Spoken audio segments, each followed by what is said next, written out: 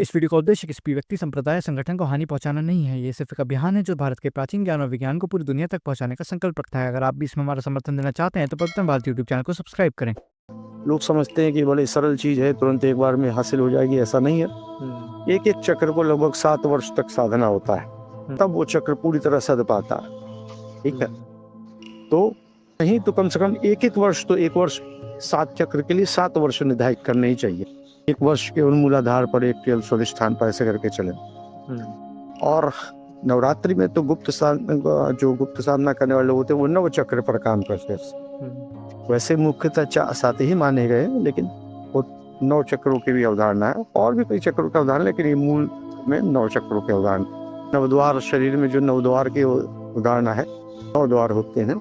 उन 9 द्वारों का जो बताए गए हैं, द्वार नासिका मुख हो, ये सब नहीं है। इसमें मूलतः ये 9 द्वार ही यही है जहाँ से आप प्रकृति के लिए दरवाजे खोल सकते हैं।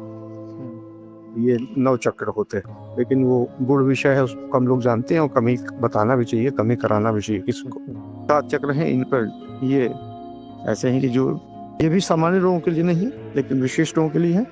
और वो जो है वो तो एक्स्ट्रा ऑर्डिनरी लोगों के लिए जो 9 चक्र वाली चीज़ है, वो मॉन्क को अच्छे ध्यान चीज़ों पर जिनकी साधना का बड़ा प्रैक्टिस हो, उनके लिए सब चक्र क्या करना चाहिए। हमारी एक याप्ति है, जैसे आप नवरात्र पे करने से जल्दी जागृत हो जाते हैं।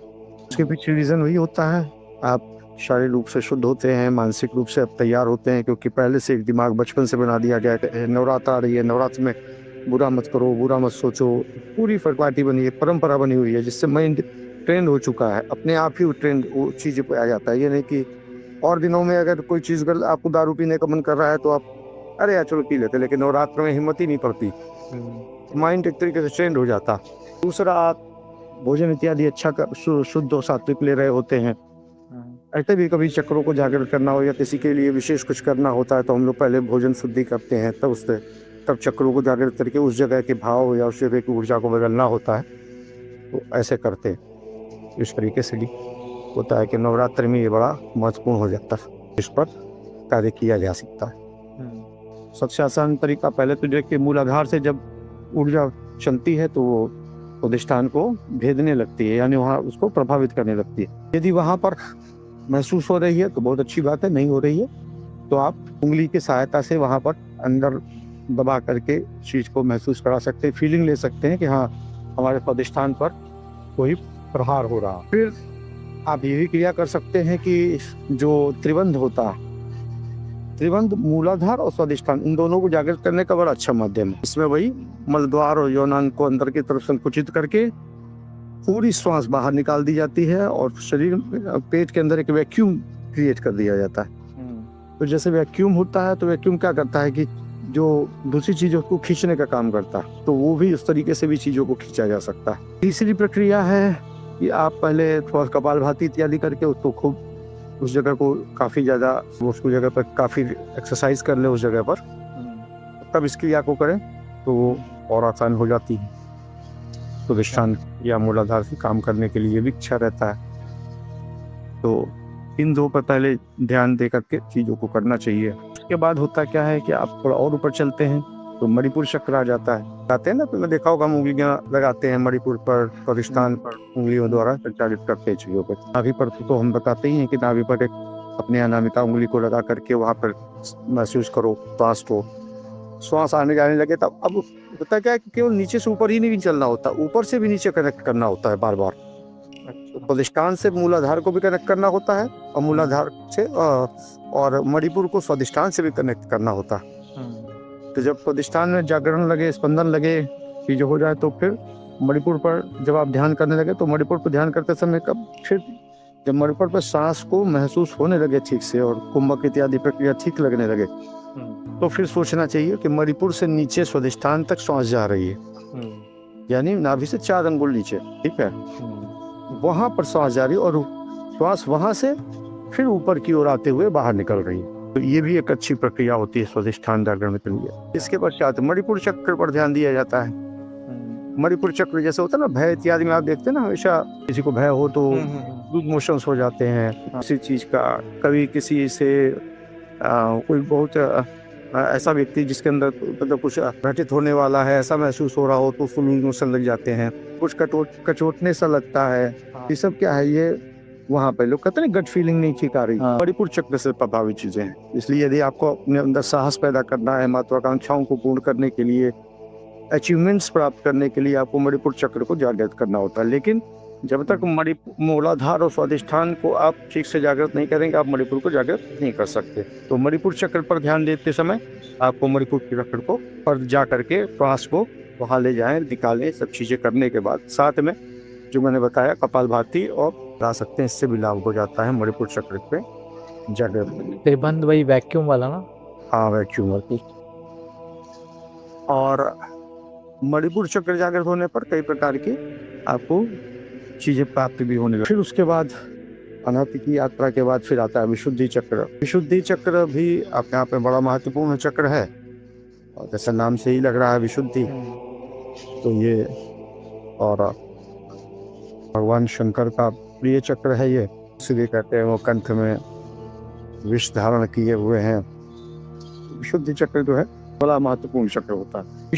विशुद्धि चक्र के क्या लक्षण हैं या क्या उनसे क्या प्रभाव, पैसे जाने कि विशुद्धि चक्र जागृत हो रहा है नहीं हो रहा है या पैसे जागृत करें, तो इस पर भी विचार। ये जो है ना, ये संचार, रचनात्मक क्रिएशन, इन सब चीज़ों का ये वो है, संवाद करना, ये सब चीज़ें जो है ये इससे होती हैं। सत्य का भी ये महत्वपूर्ण स्थान माना जाता है, यहीं से हम बोलते हैं, सारी चीज़ें हैं। कलर में इसको नीले रंग से संबंधित माना जाता है, इसीलिए भगवान शंकर को नीलकंठ कहा गया। और जैसे इस पर काम किया जाए तो ये बहुत सारी चीज़ें प्राप्त हो सकती हैं। और तो जब ये ठीक है तो व्यक्ति स्पष्ट वक्ता, आत्मविश्वासी, इस तरीके की स्थितियाँ आ जाती हैं उसकी बोलने में, उसको आराम से और थोड़ा क्रिएटिव होता है व्यक्ति, रचनात्मकता उसके अंदर होती है। और यदि अवरुद्ध होने लगे तो इसमें प्रॉब्लम्स आ जाती हैं, ठीक है। और जैसे मान लीजिए किसी का थायराइड की कोई प्रॉब्लम हो रही तो ये भी पॉसिबल है कि वो जो अपने विशुद्धि चक्र पर जो काम कर रहा है वो ठीक ना कर पा रहा हो। विचार करता हूँ, पता चला, उन्होंने भी विचार किया, इस पर ध्यान दिया जाएगा, तो ये भी कारण हो जाता है कभी कभी। इस पर भी ध्यान देने के लिए एक तो ये है, दूसरा वो जो है क्रिया जिसमें आप वहाँ जो है विशुद्धि चक्र पर कंपन पैदा करते हैं, ठीक है। इसमें श्वास को बाहर निकाल करके और तो उसके बाद आवाज के साथ वहाँ पर खींचा जाता है उसको, थोड़ी को विशुद्धि चक्र पर स्थित करके, और एक आवाज के साथ उसको गला दबा करके, गले को दबाव महसूस कराते हुए उसको खींचा जाता है। उससे विशुद्धि चक्र कंपन पैदा होता है। और हाथों के माध्यम से भी ऊर्जा, यदि किसी व्यक्ति के अंदर ऊर्जा है और उसको आता है ये चीजें, तो हाथों को रख करके भी विशुद्धि चक्र को जागृत कर सकता है। विशुद्धि चक्र के बाद नंबर आता है आज्ञा चक्र का, जिसे अजना चक्र भी कहते हैं। जो आज्ञा चक्र होता है, जैसे नाम से ही लग रहा आज्ञा, यानी यदि ये जागृत हो जाए तो व्यक्ति के अंदर आज्ञा देने की क्षमता पैदा हो जाती है। वो प्रकृति को भी आदेश दे सकता है, प्रकृति के आदेश को प्राप्त भी कर सकता है। आज्ञा को समझने और देने की क्षमता पैदा हो जाती है आज्ञा चक्र से।